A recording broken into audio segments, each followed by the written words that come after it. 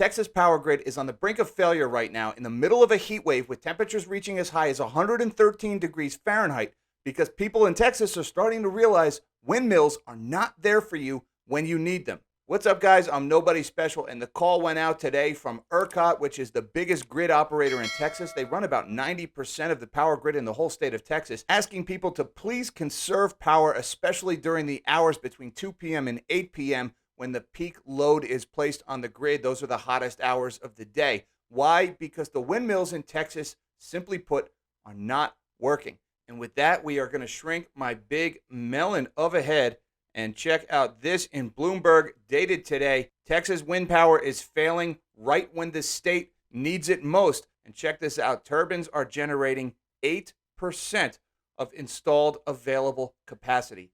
8%. During the highest demand period on the grid. It's 113 degrees out. The people need the power now because everybody's got their air conditioners cranked up, and the windmills are only running at 8% of nameplate capacity. High-pressure system brings a heat wave while depressing winds. Wind power, a key source of electricity in Texas, is being sidelined just when the Lone Star State needs it most, with turbines generating less than a tenth of what they're capable of. A scorching heat wave is pushing the Texas grid to the brink. Power demand is surging as people crank up air conditioners, but meanwhile, wind speeds have fallen to extremely low levels, and that means the state's fleet of turbines is just at 8% of their potential output. Well, Texas may be America's oil and gas hub, but it's also long been the country's biggest wind power state. The renewable energy source has become highly politicized. Some critics blamed frozen wind turbines for the Texas grid's failure during a deadly winter storm last year, even though disruptions at plants powered by natural gas were the bigger culprit.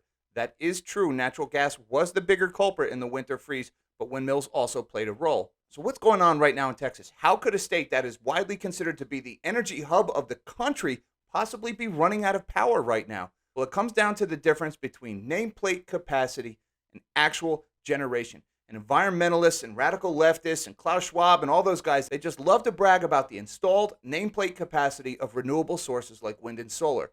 And you never hear them mention just how often those things don't really work.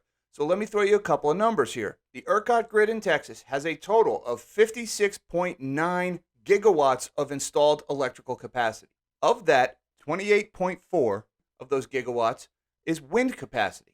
So windmills in Texas are 50% of the state's possible generating capacity. More than one half of every generating asset in the whole state is a windmill. But that's just if these windmills are running at peak capacity. The problem is windmills almost never run at peak capacity. Now, if those windmills worked at their nameplate capacity all the time, with 28.4 gigawatts of installed capacity times 24 hours a day times 30 days in the average month, that means Texas's windmills would be capable of generating 20,448 gigawatt hours of electricity every month. That's if they operated at their nameplate capacity all the time.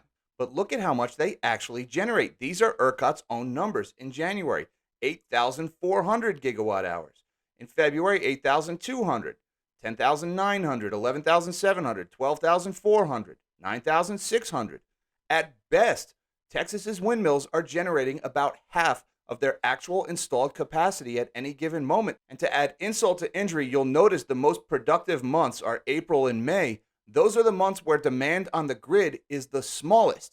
The really peak months, it's the summer months and the winter months, is when the grid really needs that generation, and that is when wind is not available. Now, fast forward to today, and right now, with 113-degree heat sweeping across Texas, Texas's windmills are only operating at 8% of their installed capacity. Now, since Texas's windmills is 50% of all the generating assets, that means that right now, 46% of the whole freaking grid is useless. They are nothing but paperweights. So at a time when the grid is most in need of that electricity, almost half of the whole state's generators are not working. And this, folks, is the fundamental flaw of renewable energy, wind and solar alike, and environmentalists have no answer for this problem. What do you do when the wind isn't blowing? What do you do when the sun isn't shining? Folks, we need power all the time. And right now, worldwide, we're seeing the effects of this renewables-only policy that seems to have taken over Europe and the United States. We have got food and inflation-related riots all over the world. And while central banks are certainly the main influence of this inflation problem, energy is a huge input to that. And this ESG movement and this renewable only energy policy is crippling the world's energy supply. And now it's 113 degrees out and the grid is about to fail. Now, maybe some of the science is settled people out there can tell me what happens to a 90-year-old woman when her air conditioner goes out and it's 113 degrees. What happens to an infant when it's freezing out and the heat stops working? What happens to people when they don't eat? I'm pretty sure the science is settled on what happens under those conditions. And with civil and social unrest sweeping the whole world right now, we've covered a lot of that in recent days on this channel, this ridiculous, low science, feel-good energy policy that is crippling the global economy right now must end before there is more economic mayhem, more starvation, and more wars fought over energy availability. And look no further than this video I did just a few hours ago to show just how serious this energy crisis is getting around the world. Till next time, live small and dream big.